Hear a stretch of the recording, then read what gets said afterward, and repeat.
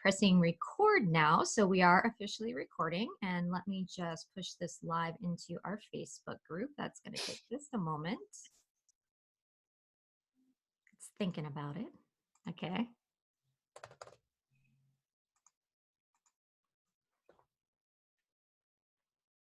Preparing our live stream. This part takes a while. If you're watching this video on the recording, I do apologize for this part. I know it's not very much fun to watch, but it's coming. Don't worry. Okay, right here.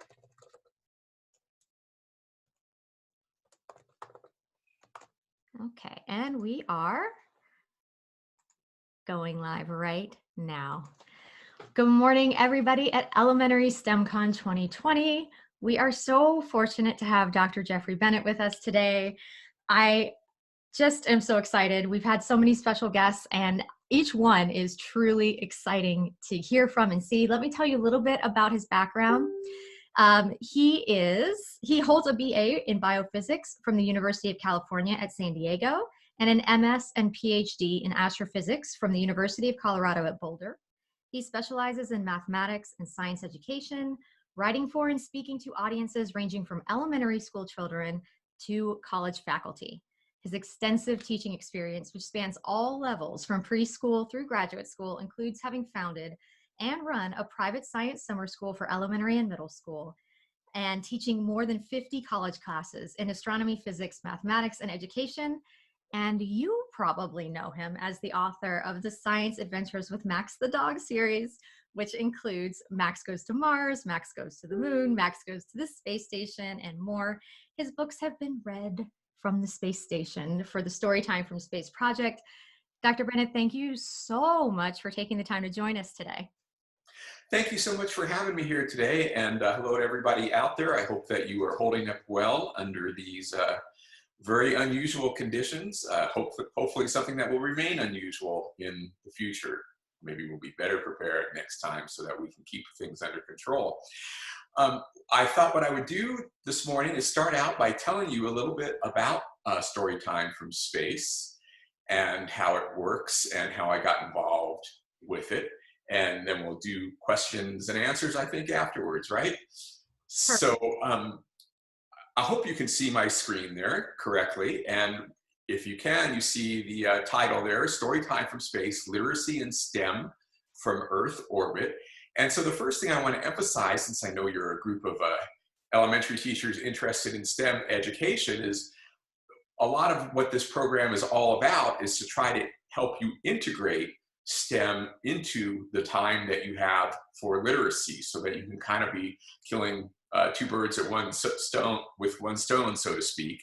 And that way you will be able to get more science into your programs. And you can see the quote on the screen there from astronaut Alvin Drew, who I'll tell you about in a moment, but he's one of the founders of this program. What you cannot imagine, you cannot do. And down at the bottom, you've got my email address and the website for my books and projects, where you can look later to learn more. And you can feel free to email me if you have questions later as well.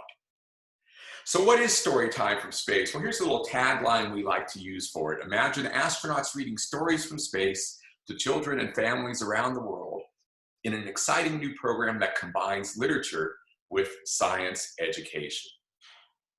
So this program actually began, gosh, it's getting close to a decade ago when the idea first came up, I believe.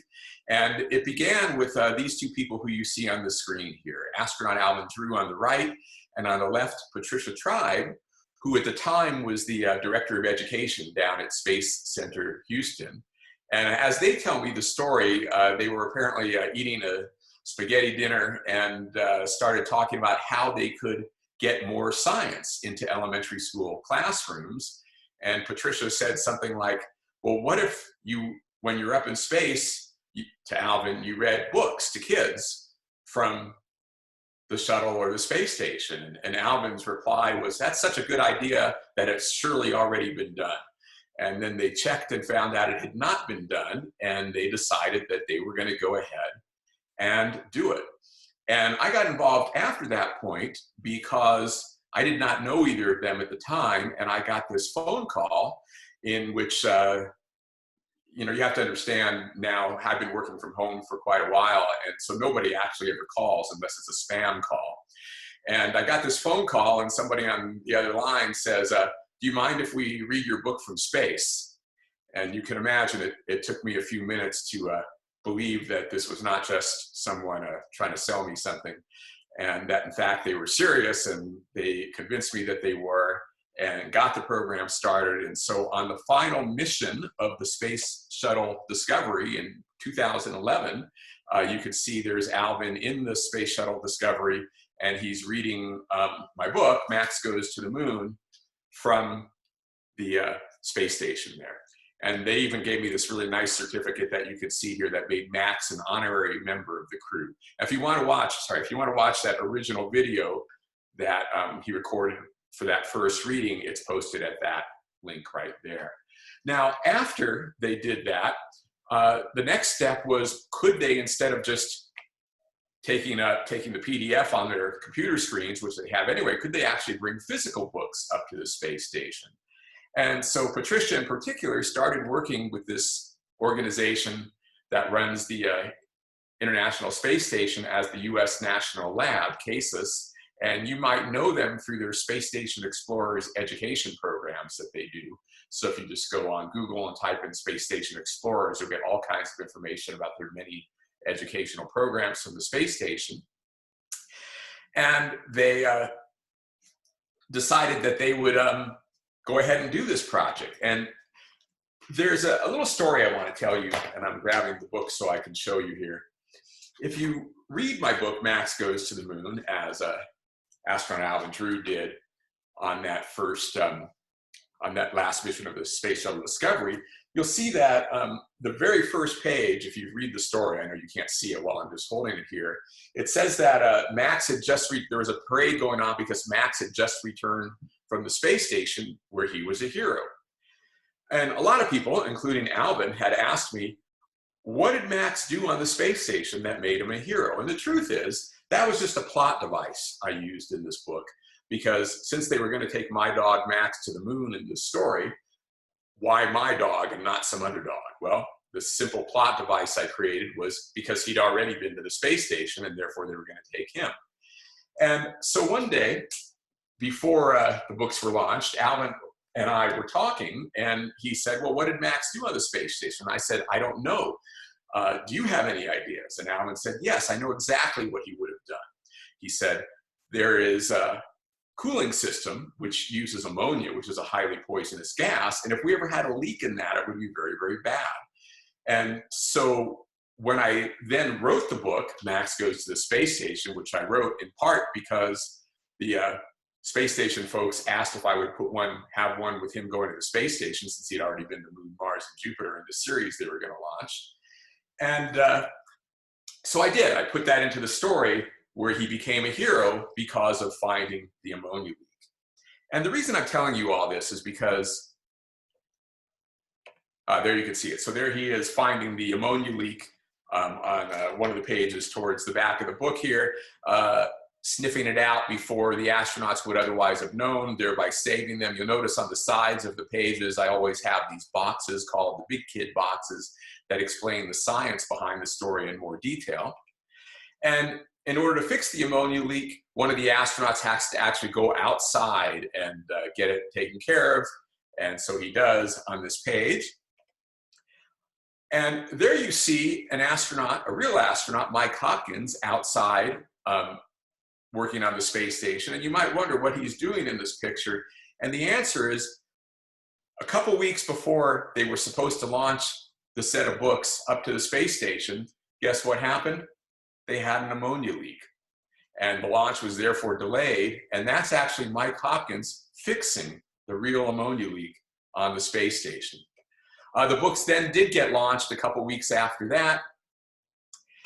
And they have been up in space for quite a while. They spent years up there. You can see during that first launch, they actually sent up all 5 of my kids' books that you see here. My 6th one, I, Humanity, I wrote after that, and it went up on a later launch. And so I can't say that these books have been great bestsellers or anything, but they're certainly the best traveled books in human history. They've logged more miles than any other books ever have. And here's a little clip to show you how it works. Hi, I'm NASA astronaut Mike Hopkins on board the International Space Station, and it's one of my favorite times. It's story time from space.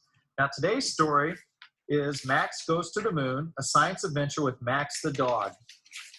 So if you go to that storytimefromspace.com website, I'll show you a little more about it in just a moment. You'll get the full video where he reads the entire book and a number of other books that have been read from space also. I want to just talk to you very briefly about what I'm doing with my books in particular. There's, also other books that have been sent up to the space station, but the reason they started with mine was because they liked that combination of science and story that I showed you, with the science explained in more detail on the sides of the pages. And to show you kind of what I'm aiming for, I'll talk to you just briefly about my philosophy of teaching and what I think are kind of the three key things we need to do whenever we're teaching any kind of science to any kind of audience, whether it's elementary school, your own kids, high school kids, college kids. I think always you want to have the same focus. And the three things are, first, the educational content and concepts that you're trying to teach. That's kind of, the standards that you're trying to meet in your classroom. But we also want that not to just be put out there in a vacuum. You want your students to think, wow, there's a reason I'm learning this material that you're teaching me, the educational content. It's because it changes the way I think, changes the way I view myself as a human being. And that's the perspective piece that you see right there. And then the third piece is, particularly with elementary school kids, we don't want it to end there. We want them to be inspired to keep going, to do more, to learn more, maybe even to think about becoming scientists, teachers, or other things themselves. And I'll show you a couple of examples of how that works out of this book, Max Goes to Mars. And I just want to show you, on all pages, I try to put all three of those things together. But some pages have more of one thing than another. So on this page here, you can see that it says Tori was both happy and sad. Happy that Max would get to go on such a great adventure, sad because she knew that this time he'd have to go without her. Tori remembered visiting the scale model of the solar system in Washington, D.C. She learned that even when it's closest to Earth, Mars is about 150 times as far away as the moon. The trip to Mars would take too long for a girl still in school. So the background, for those of you who aren't familiar with my books, the first book, Max Goes to the Moon, they establish a moon colony, Tori goes with him. But in the second book, Max Goes to Mars, Mars is so much further that she's not going to get to go. And so here we're explaining this educational content. How far is Mars, by looking at a scale model of the solar system.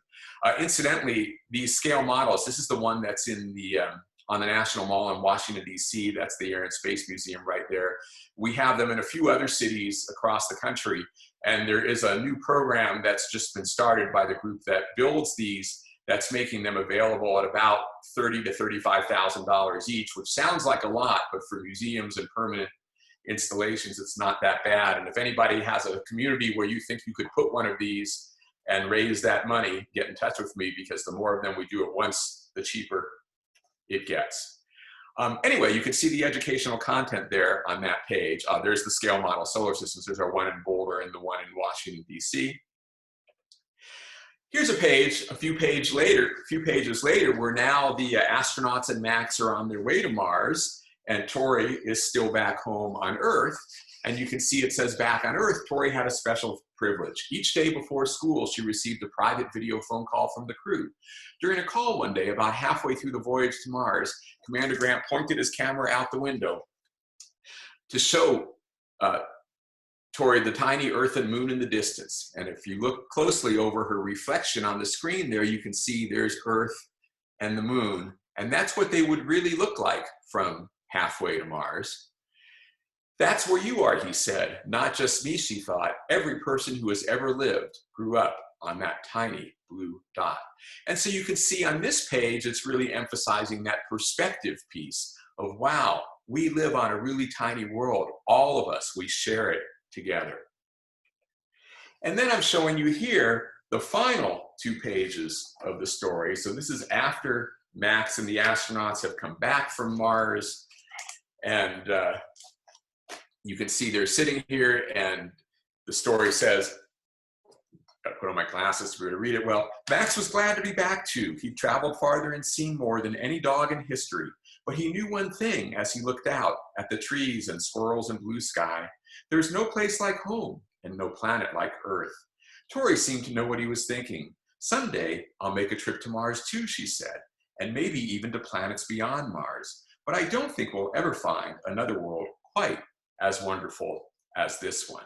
And so you can see that's the inspiration piece in the story being emphasized here of Tori now thinking what she could do in the future. And incidentally, if you're curious, I don't have it here in my stack right at the moment, but the next book in the series, Max Goes to Jupiter, takes place when Tori is all grown up and she's the chief science officer on the mission. So you can kind of see, I hope, how you can use those ideas in your classroom to combine the science that's in detail on the sides of the pages with the story, the education, the perspective, and the inspiration to hopefully get a lot of good info with your students. And in fact, there's also activities at the back of all of my books that you can do as well. Just to tell you a little bit more about what's involved in Storytime from Space, those stories, that's not all there is to it. I showed you a little video clip of the astronaut reading the story, but there's more. They've done lots of readings of books, including some readings in other languages. Here's a Japanese astronaut, Koichi Wakata, reading my book, and he read it in Japanese from a translation we sent up to him. Those science boxes that are in the sides of the pages of my books, they've read a few of those and done some demonstrations along with that.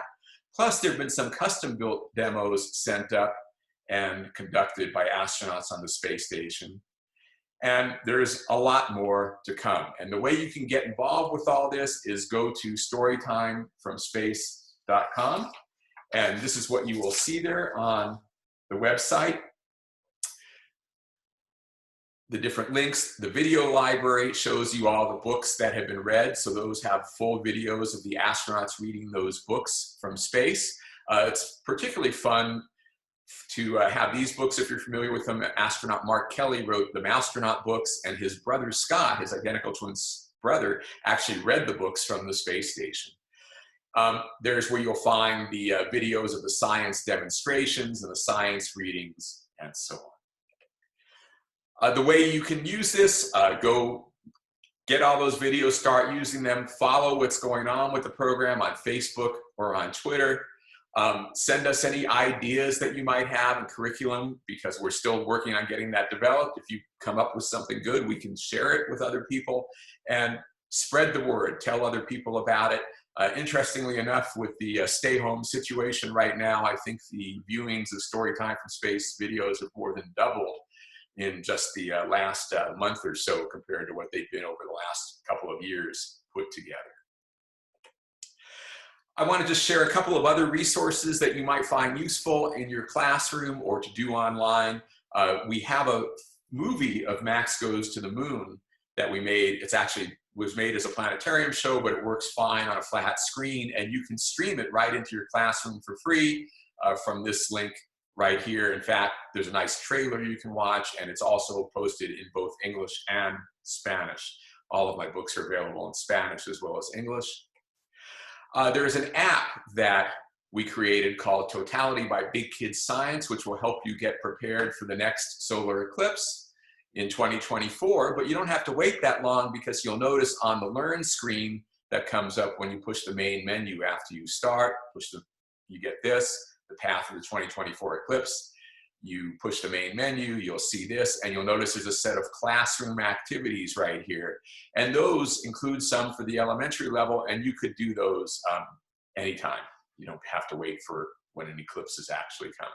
And it's a completely free app, no ads, no nothing. Just download it from either the iOS store or the Android store. I have a blog where I post things as they go along. That's the blog page. I also write a lot of the posts on Medium, so they'll be in both places. So for example, this one here that's posted on Medium, the first black hole image, what is it and why should you care? As you probably know, most of your elementary kids saw this image last year and got excited about it, and this will give you some background information to learn more about it. I'm also working on a middle school Earth and Space Science curriculum. I know that most of you listening are elementary teachers, but if you know middle school teachers, you can point them to it. It's free online. It's in progress. We're only about halfway done with the curriculum, but what we have is posted up there. And it might be a useful resource to you also in terms of background information if you have questions about certain topics that you're teaching to your students. And that's where I will stop the presentation part. Those are my 6 books for kids. Again, all available in Spanish as well. Max Goes to the Moon, Mars, Jupiter, and the Space Station.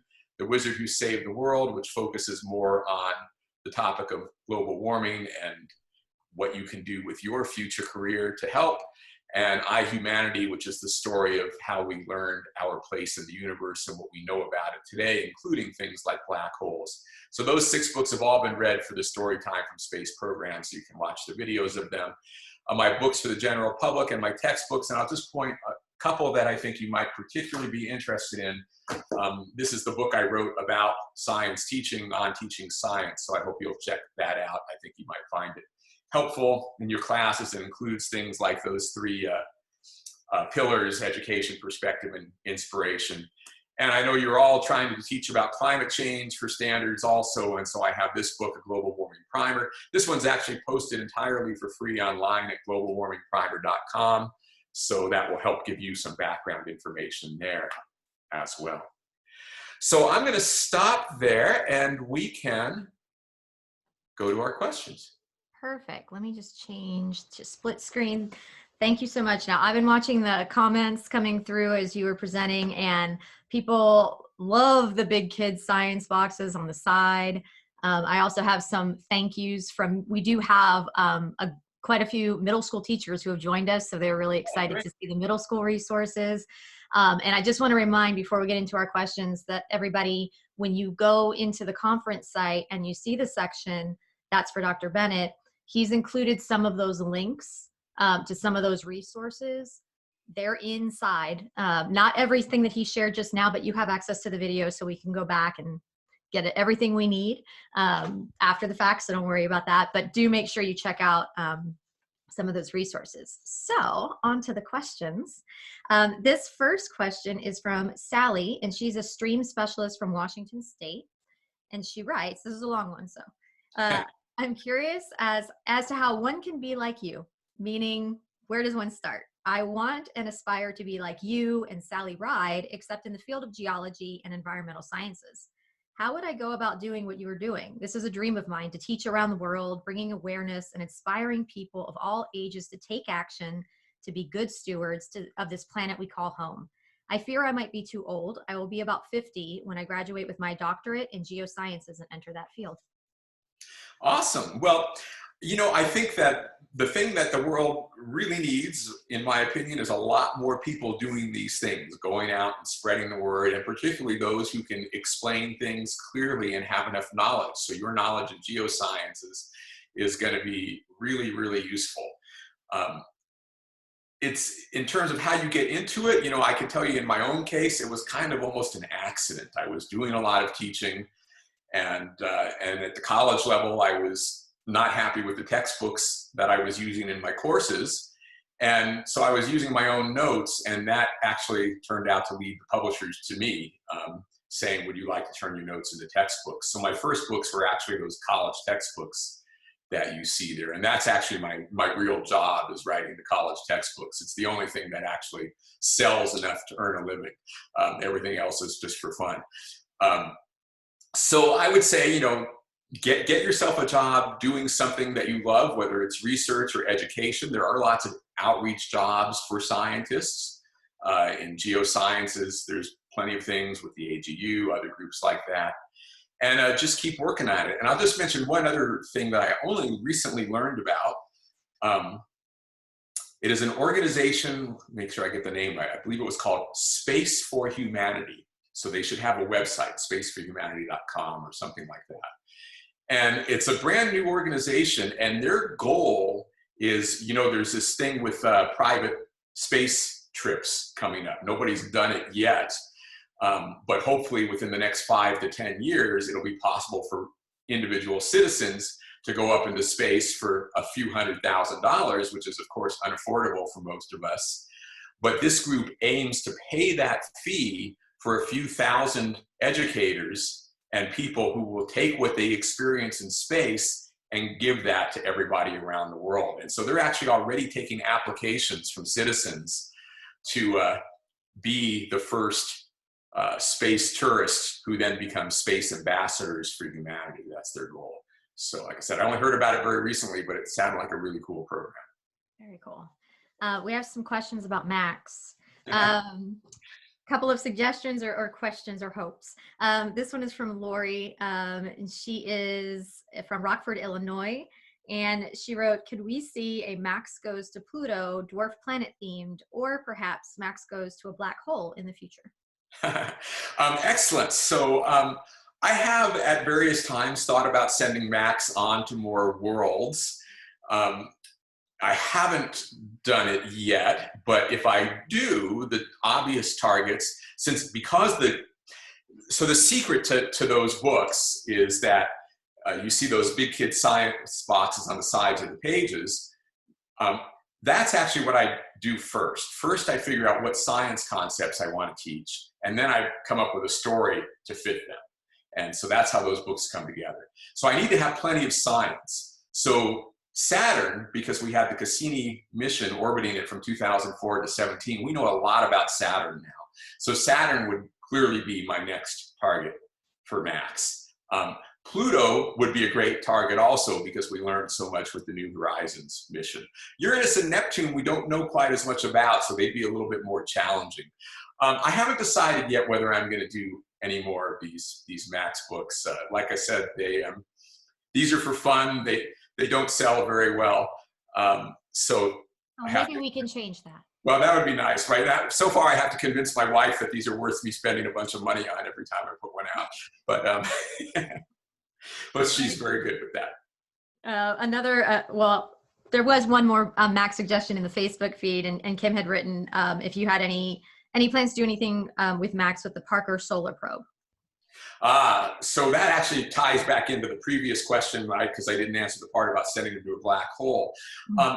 So because I'm trying to be scientifically realistic in my stories, the problem with a black hole is that black holes are all basically other stars, very, very far away. We do not have any technology that could, in any near-term future, get Max to another star system. So that's why I wouldn't send them to another star right now. The sun has a similar problem. You can't actually go visit the sun yourself. So I don't have a solution for those ones in particular, but for the other planets, sure.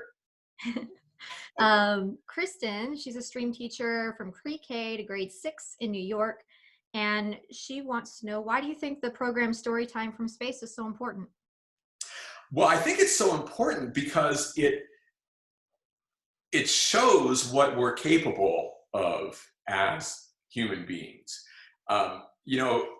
Most of our daily lives, and particularly if you pay attention to the media, we live in a very human-centered world, right? We think only about what's affecting us from day to day, and that's usually fairly local. Sometimes global intrudes on the local, as it does right now with this pandemic, but the news is all going to be about the pandemic, or about the elections, or about the wars, or about struggles and everything else. And sometimes it's easy to forget that, wow, when we all work together, we can do some pretty amazing things, like have this big space station orbiting the Earth with people from many different nations all working together. I believe there's been something like 100 different nations have had astronauts on the space station by now. It's something close to that. It's pretty incredible. And then you've got somebody up there reading a story to kids everywhere on the planet, sometimes in other languages even.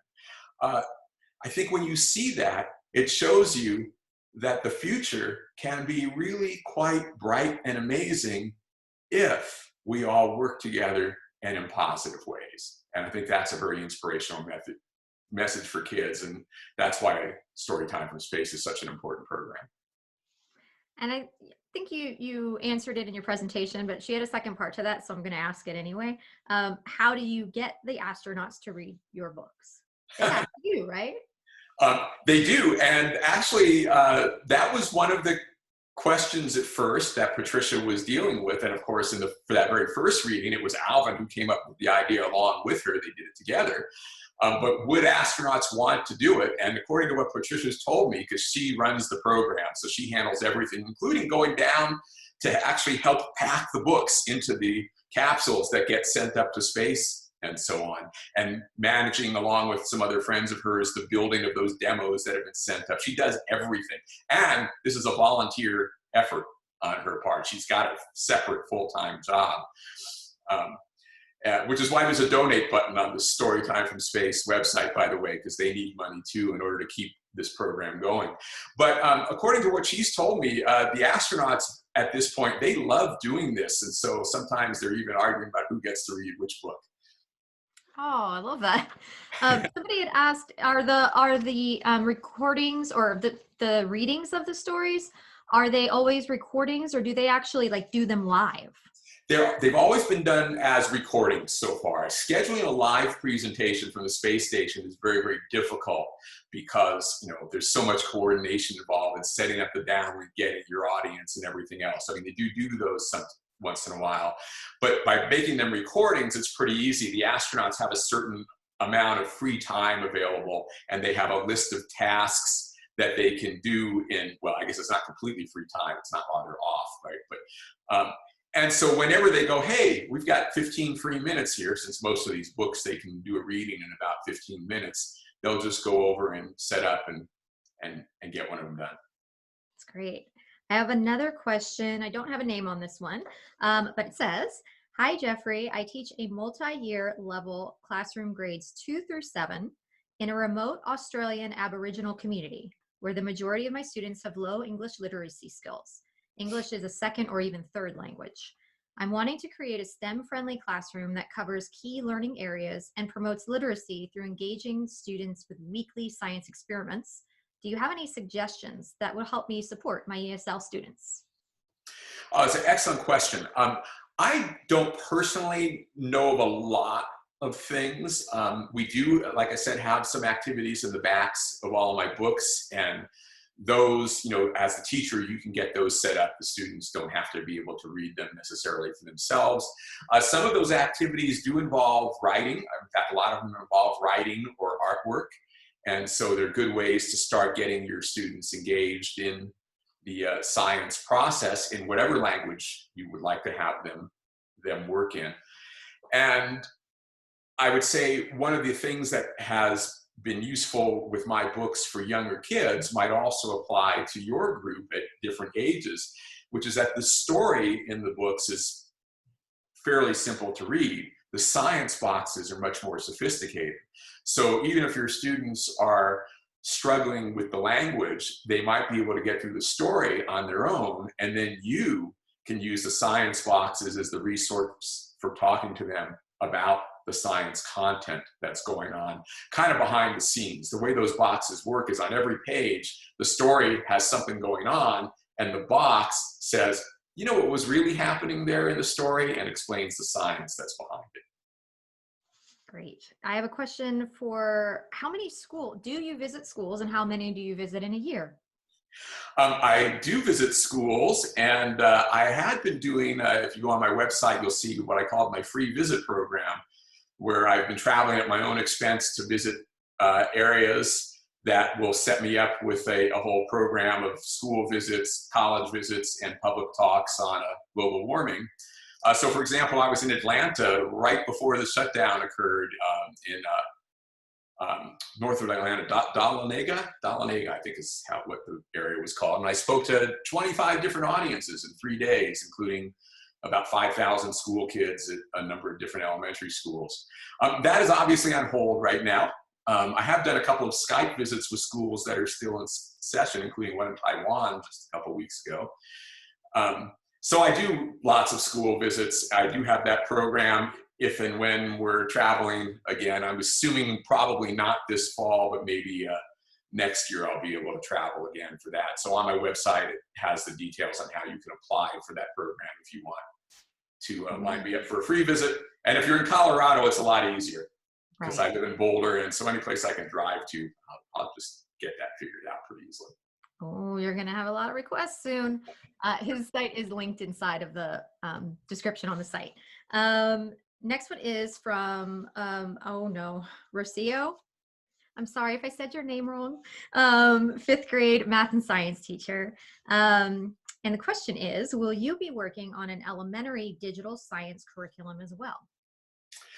At the moment, I don't have plans to do that. I'm starting with this 8th grade, mostly because Earth and space science is the easiest thing for me, since I have textbooks in astronomy and astrobiology, so I know this material pretty well. Although it turns out translating it into something that works for middle school is much more time consuming than I imagined. I was thinking I would have it done by now, and I'm only not even halfway through. So you'll see parts of chapter 4 out of an 8-chapter thing posted on that grade8science.com.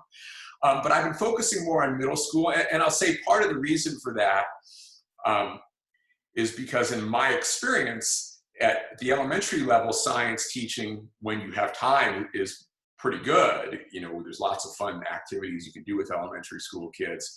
But at the middle school level, I've not been very impressed with the resources that are available to teachers at the moment. And so I thought I could make more of a difference there. So you can let me know what you think if you check out the grade8science.com website. Please do send me feedback if you have any. What you're seeing up there is just drafts that I've written, have a young woman working with me who's an astrophysicist also, and we're getting it posted up there as quick as we can, and you might have some suggestions for better activities, better ways to do things.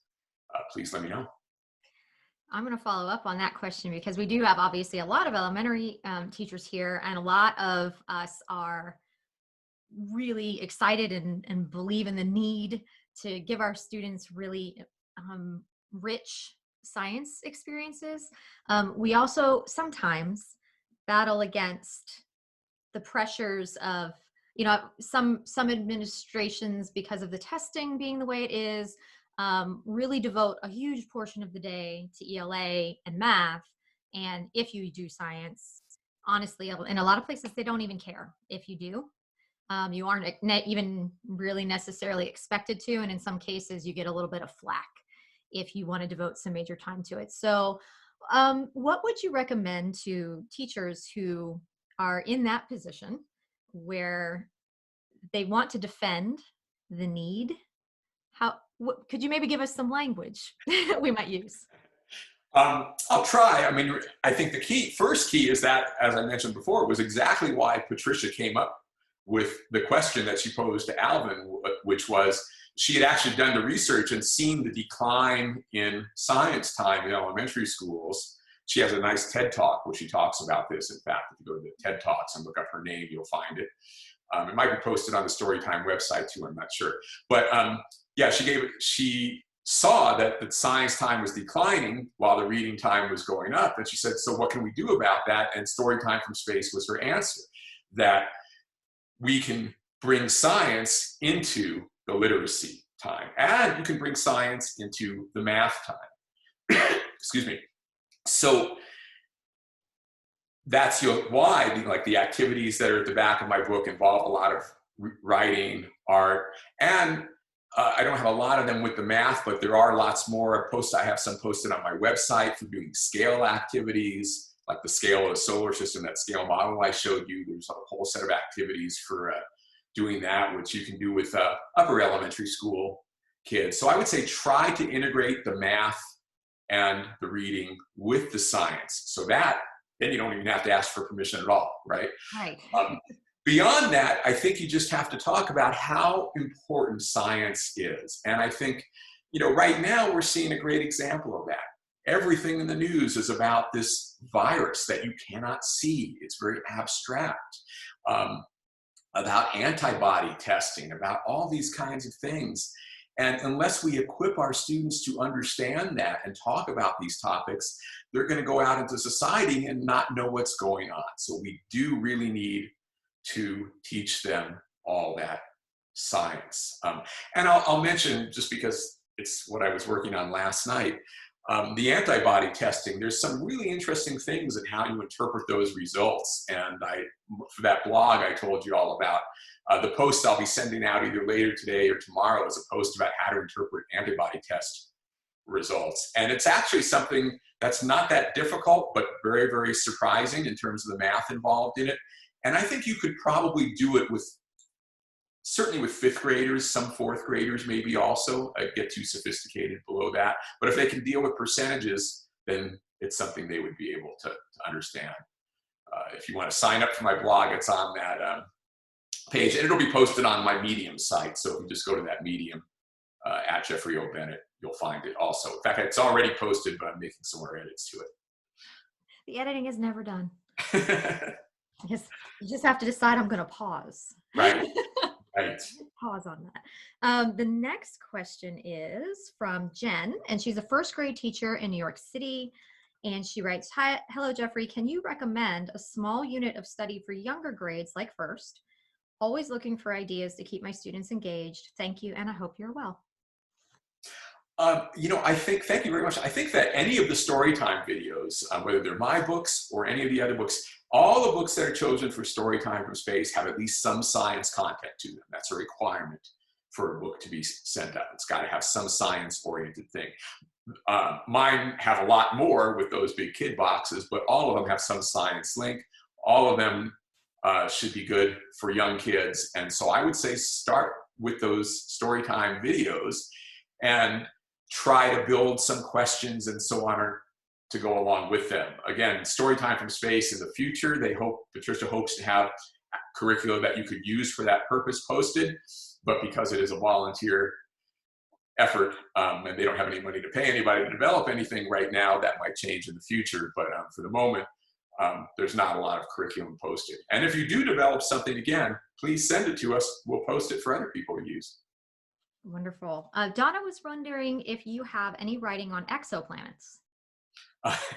Yes. The book that you saw on my page there, maybe I'll put that back up for just a sec.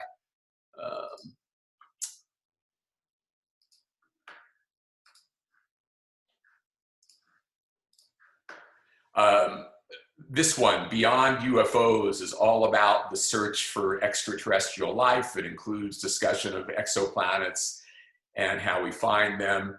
And even though it's aimed really at adults, upper elementary might be a little tricky, but certainly middle school. I do this book with middle school audiences a lot when I'm presenting to them.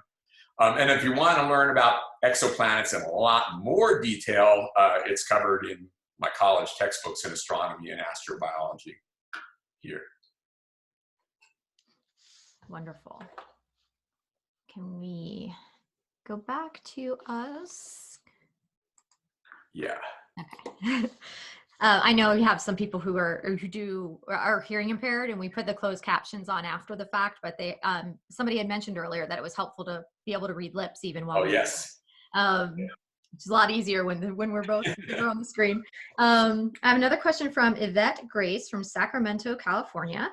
Hello, do you have to pre-teach related vocabulary for preschoolers before you read and tell the story? So that's an excellent question. Preschool is certainly a challenge. I have read these books with preschoolers, and they like the story just fine. Especially the ones with Max, with the dog, because even 2- and 3-year-olds, the dog is already appealing to them.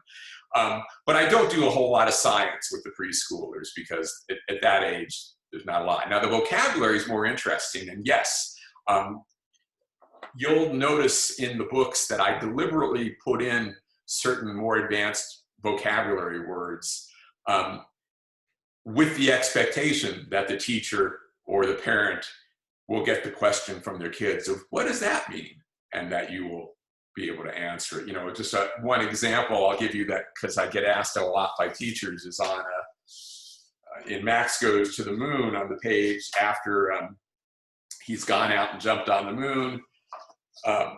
They put a little fencing thing around his footprints, and it says "for posterity." Right? That word posterity, okay, that's a good word, right? I don't really think kids know that word in lower elementary school or preschool, but it's a great word for them to learn and for you to talk about. And that's why I put it in there. So I've chosen my words in the books very, very deliberately with those kinds of things in mind. In general, I try to keep the vocabulary at a level that little kids will be fine with, but I want to push them a little bit every once in a while. Wonderful. I know I have some people who are curious about the writing and the publishing process that you go through. So can you tell us a little bit about your writing process? Well, the writing process for the kids' books, the big challenge is always coming up with the idea and the story. And in fact, I was teaching at the elementary level back in a long, long time ago, almost 40 years ago now. And back then, I wanted to write books for kids, but I didn't have any ideas that I thought were any good. And it took me, 20 plus years before I was out walking with my son when he was a baby and Max one day and saw the moon in the sky. And all of a sudden I was like, oh, I should send Max to the moon. And, like I said, that took 20 years to come up with that idea. Once I had the idea, then it was, okay, what's the story that goes around it? And that's the part where in my case, which was probably not the case for any other children's book authors, but in my case, I say, okay, what science concepts do I want to teach in this book? And then I try to get a story that will fit those science concepts so that the boxes on the sides of the pages and the story will line up. Once that's done, then the question is, how do you get it published? In my case, I published them myself. So Big Kid Science is my own publishing company. So I did not have to go through the process that other children's books authors go through of finding an agent, finding a publisher, and all that. I just do it myself. So the plus side is it made it a lot easier. The downside is it means I pay for everything myself too, which is why, as I mentioned before, it's difficult to do another one because they do cost a lot of money to put out there. But the publishing process at that point, you work with a designer who lays out the pages and so on. I have a brilliant designer that I work with who also works with my textbooks and for my publisher of the textbooks, Pearson. And then they're printed, distributed, and find a distributor to handle all the warehousing and shipping and everything. That's the process. All right. I'd love to hear a little bit more about your background. I know that sometimes for elementary teachers who teach self-contained, teach all of the subjects, that we all sort of tend to have our favorite subjects, right? For a lot of people who are here at this conference, it's probably science or math. But for a lot of people, they can feel intimidated. Now, you have obviously an impressive science background. So I think sometimes we can feel very intimidated when it's something we feel like we don't have a good handle on. And the human tendency is to avoid. What would you say to elementary teachers who are maybe feeling like, I'm not really sure I know what I'm doing with science, and I want to make sure my kids get what they need, but I'm not sure that I can deliver it? Any advice for them? Well, I think the first thing is don't be intimidated yourself. I hear this from elementary teachers a lot, like, I'm no good at math. It's like, okay, first of all, please don't say that, because that if your students hear that, they'll think that's okay, and you don't want them to think that's okay. But even more to the fact, how did you get to be a teacher and get through college if you're no good at math? You obviously are fine at math. Otherwise, you wouldn't have made it through college. So give yourself some credit and believe in yourself. And an analogy I like to use is, think about music. Most of us are not Mozart, but that doesn't mean we can't enjoy his music. And it's the same thing with science. Most of you are not scientists, but it doesn't mean you can't understand the things the scientists are doing. So don't be intimidated. Go out, look things up. If your kids ask a question that you don't know the answer to, look it up and answer it. But in particular, that's been a lot of my motivation for these. Again, I call them the big kid boxes on the sides of the pages, right? Big kid boxes. But in reality, I think of them as the parent and teacher boxes, right? Because the kids are going to read the story and they're going to raise their hand for you and they're going to say, what's going on there? And you read that, you can now answer it. And the same with my middle school curriculum there. if you go online to that grade8science.com, you'll see there's little open close buttons that say teacher notes, which obviously at the current time students could in principle look at, but I'm assuming they won't. If you open up the teacher's notes, you'll see they're quite extensive, and they're to give you the extra background you need in order to be able to understand, the kinds of questions that particularly some of your good students might start asking you so that you can answer them. So that's part of my goal, is try to provide those resources to you that will help you not be intimidated. That's great. So I know in the conference site, I linked your personal mission statement so that people could read it. And if you didn't read it yet, everybody, you should. I'm just going to read a little snippet of it because it's something that you don't see or come across very often. You like on corporate websites, they always have their mission statement or whatever, but for a person. So I kind of want to explore that a little bit, and I'm going to read just a little snippet. It says, "My personal mission, which I intend to carry out in my career, is to contribute toward the goal of global education with emphasis on promoting understanding of the relationship between humanity and the natural world." Can you tell us a little bit about what drives you and what made you put a personal mission statement together? First off, in terms of what drives me, it is a lot like that question that we talked about before about what was the purpose of story time from space. It is kind of that idea that we spend most of our lives just thinking about the things that affect us personally and forget that our lives wouldn't even be possible if it weren't for this world and this universe that we live in. And therefore, I think it's very important for us to understand that relationship we have with the natural world. One of the reasons that I'm focused now on climate change and doing my public talks on global warming is because I think this is such an important issue. And if we don't keep thinking about it, even during a pandemic, even during other crises that we're going through, that one will come back and really bite us. So it's very important, I think, for all of us to do that. And that's what kind of motivates me there. In terms of why I wrote that mission statement, originally it was just for me. And it was when I was facing choices in my life, like should I continue in grad school was when I first wrote it, because I was very interested in education. Should I keep going to my PhD, or should I just try to go out right now? And I wrote that up as a way of trying to weigh the pros and cons and think about it, and it led me to keep going. And the same with various other points in my career. I haven't changed that one now in about 30 years because it's worked well for me to help me with that decision making. And the reason I put it up on the website was originally I was teaching a class and we started talking about the value of mission statements for an individual. So I put it up there as an example for my students to take a look at. And then I started getting feedback from random people saying they liked having it up there. I even got invited to do a workshop on making mission statements once, which was really a strange experience. Since it's not really my area, I just done it for me. But that's why it's up there. And I do think it's a really useful exercise, particularly for people like the question that came up before about what can she do after she gets her PhD. If you write that mission statement up very, very clearly, then when you get, say, 2 different job offers, hopefully, you can look at your mission statement and say, which one of these is going to line up better? Instead of thinking about which one's going to pay more, or something like that, which one's going to line up with my personal mission better? So having it written out, I think, is a very useful exercise for anyone at any age.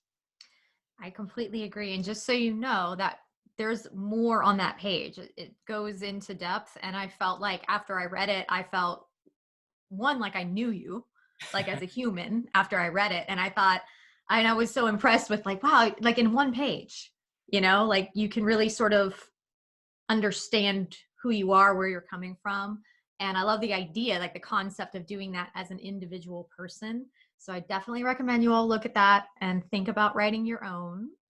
And I have one more question for you. And then we want to talk a little bit about the little freebie that you've offered us too, so everyone will know what that is. The last question I always like to ask is there anything that you wish we would have asked or think we should have? Oh, there's probably so many fun things to talk about. I think that I would just want you all, first I want to thank you all for participating in this, because that shows the kinds of teacher that you are, that you're out there trying to improve, trying to get better. And I think that would be my general message to everyone at all times, is we can all always do better. And we just have to keep working at it. And don't ever underestimate yourself. Don't think there's something that you're not capable of. Because you are, at least to some level. Again, we're not going to be Mozart, but we're going to be able to understand a lot about his music if we want to, or a lot about science, or a lot about math, or a lot about how to be a better teacher, which is what you all are working on. So I would just say, keep always focusing on the future and on the positive, and that's how we'll get through these difficult times, move forward, catch back up with our students for the learning that they're missing during this period, and move on to that kind of amazing future that awaits us if we solve the problems of today. Wonderful. I want to let everybody know that when we do our prize drawing today, Dr. Bennett has contributed 5 books. So I'm going to pick 5 different winners, and you get to pick the book that you want. And you said you would autograph it, right? I will. So make sure you let me know a name that you want it autographed to. Perfect. And so we'll do that this afternoon. Thank you so much for taking the time. We really enjoyed it. And I know you couldn't see the stream of comments coming in, but there are just so many people who love your books. And there's another big group that are just like, oh my gosh, I didn't know this existed. My kids love books about space. This is perfect for my kids. So everybody's really excited, and we can't thank you enough for taking the time to join us. Excellent. Thank you very much. All right. We'll see you guys later. Bye for now. Bye-bye.